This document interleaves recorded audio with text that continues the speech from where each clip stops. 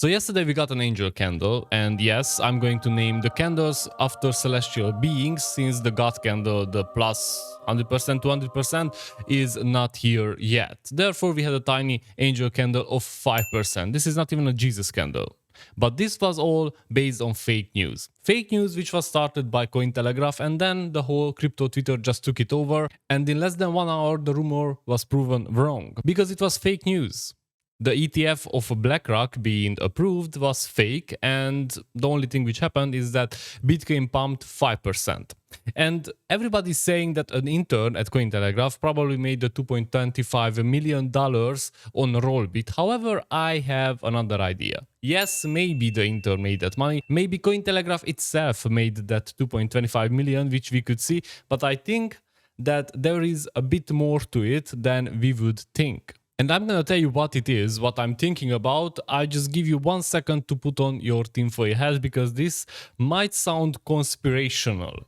However, if I would be Larry Finn, if I would be the CEO of BlackRock, if I would have maybe already invested $3 billion in Bitcoin, you know, through Coinbase or through Robinhood in order to open this Bitcoin ETF, in order to offer to my clients Bitcoin exposure, maybe before I go through the full struggle, I would want to test my product because that is what nobody talks about, okay? Nobody mentions that every product is tested, every product is pre-tested, the marketing, you know, how it will perform, what will be the projection, because yes, we have seen the historical data and many say that everything will be the same, which could be possible. It is highly probable, but it can also be different. We don't see in the future. So I think every product is tested by these big ones. So what if BlackRock said that let's pay a news portal, which is Cointelegraph, obviously, and let's see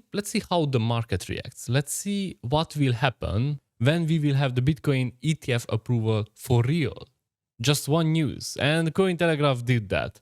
And yeah, the news came from a Telegram account, which is now already deleted, and Bitcoin's price jumped 5%. So can you imagine what will going to happen when BlackRock itself will post about ETF is approved, waiting for clients, or they start to offer it to clients? And obviously, once BlackRock's ETF will be approved, all the other ETFs will just follow suit. They will also get approved because there will be a precedent which will be used for all the ETFs. And once the gates are open, the flood will be unstoppable. So if I would be the CEO of BlackRock, I would probably want to test the product. I would probably want to see what's happening, and I think the test was a success. I do think that Bitcoin's price performed very well. This is due to the low volume, low market cap, and once again it proved that any small news which might be big, but it's not, it still moves the price a lot. So from here on, we will need to check the chart. So here we are at the Bitcoin's chart, and as you can see, we are still at 28,181.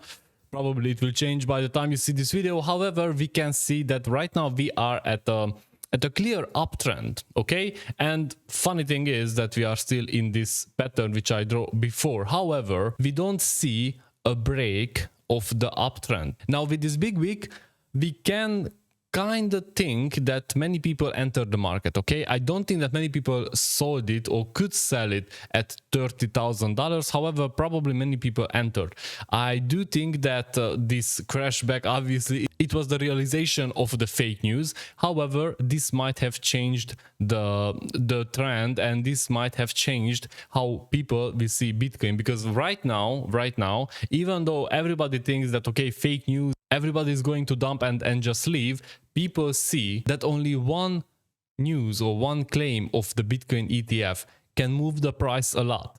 And that means that it's better to buy in right now, because by the time the real ETF news arrive, you should be prepared. You should be here. You should be already invested, because maybe it will be too late. I mean, it's never too late if you look at long term, if you look at 5 to 10 years. However, isn't it better to cash out some next year or the year after than in 10 years? I think it's better, and that's why you always need to be prepared, and you should always have some cash aside, but also you have to be invested, okay? I don't think that it's the best idea. I mean, for myself, obviously I'm talking for myself only. I think it's I don't think it's a good idea to stay on the sideways entirely, and also it's not a good idea to be 100% invested. So I think everybody should keep that in mind. Now the thing is that Bitcoin now at 28,000 just hit a support. Okay, now we have a support right now here, and we are eagerly waiting to see what is going to happen. Is it going to re-enter? Is it going to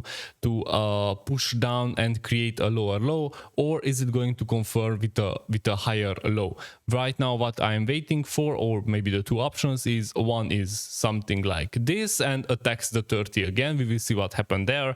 We could see that the 30 was attacked many times, even the 30, 32, and the buyers were not powerful enough to break through. However, maybe with some help from BlackRock and maybe with Cointelegraph again, we can just destroy this resistance. Now this is one of the choices which could happen. The other one is Bitcoin just go below, goes back, meets this support and starts a downtrend, okay, or continues a downtrend. Because if we look at a higher scale, okay, and we don't look only at this part but at this one, the trend is down, okay, it's a downtrend. We have a lower high and we are waiting for this to be broken, and we have here a lower low, or kind of a lower low. It's like double bottom. It seems to be a double bottom, but we will see. As I said, we need confirmation from this part here whether this is a double bottom or it is a continuation of the downtrend here, because this is not an uptrend. That's 100%. This is like a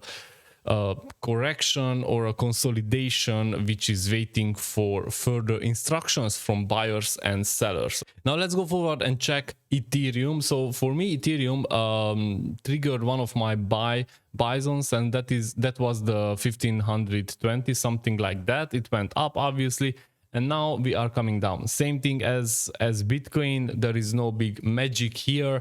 I don't think that we can read anything extra from Ethereum. Right now, the altcoins are not the leaders of the market. Right now, the altcoins are just following through Bitcoin, and everything will be decided by this ticker, which is the Bitcoin dominance. As you can see, everybody was buying Bitcoin because it was somewhere at the 49%. Now it's at 51%.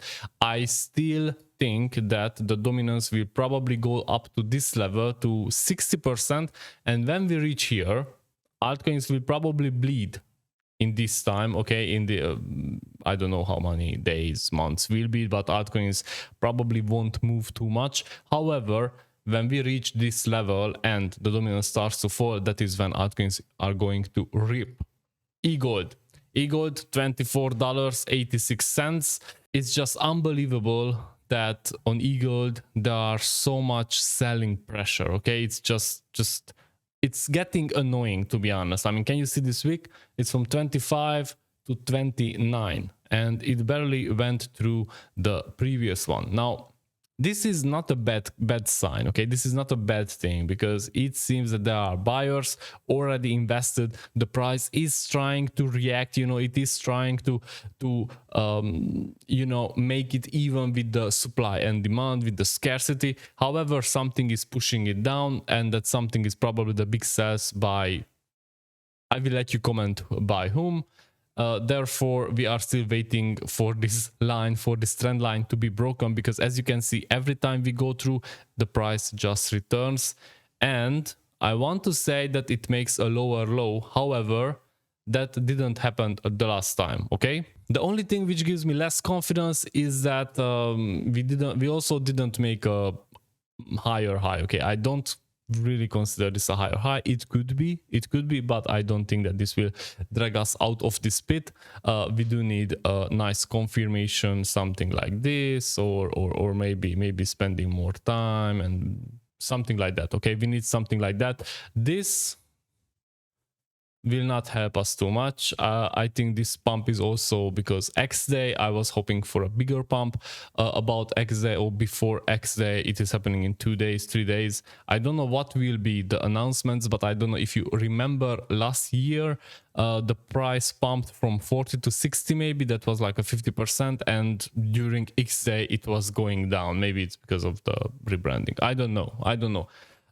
However, we should wait. I don't think that this is like a salvation for EGLD just yet. We will see what will happen after X day, when the noise just settles down and the team goes back to building, because X day is like marketing right now. That is what I think. Injective is also becoming part of the Multiverse X ecosystem, but that's not why I like them. I like them because I interviewed the CEO, the founder of Injective last year with MSV, and I think they are doing some pretty amazing job. They have lots of clients, they generate lots of money. They became a solution after the FTX crash, because they offer auto executive smart contracts, so you can just make a DeFi very fast.